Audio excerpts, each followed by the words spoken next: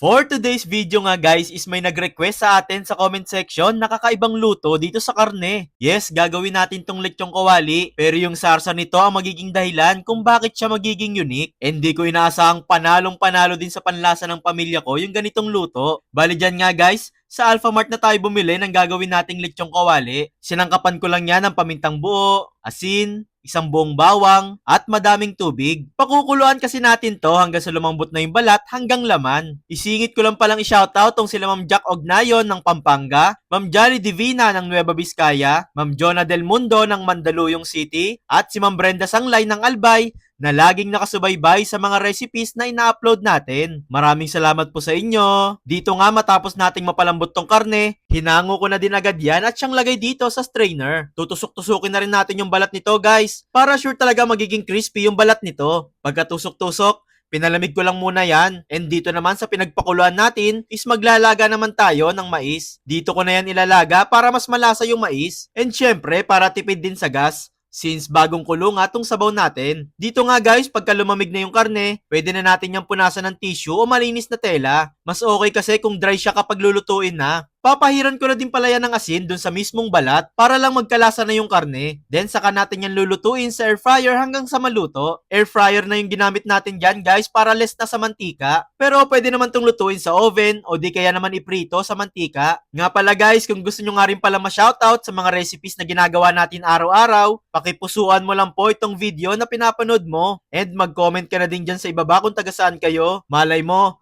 sa susunod nating upload kayo naman yung ma-shoutout ko, di ba? Salamat po lagi. Ito na pala yung na-air fryer nating karne guys, oh. Sobrang crispy niyan guys at ang lambot ng laman. Dito pa lang, matatakam ka na. Pagkahiwa-hiwa nga nitong lechon, dito naman sa kawali, maglalagay lang tayo ng kalahating bar ng butter or margarine. Tunawin lang yan ng gusto, saka isunod na dito yung napinong bawang. Bali 3 buong bawang yung ginamit natin dito guys para mas masarap. Then maglalagay din tayo dyan ng tomato paste para dagdag kulay dito sa niluluto natin. Maglalagay na rin tayo dyan ng konting asin, paminta, seasonings at konting asukal.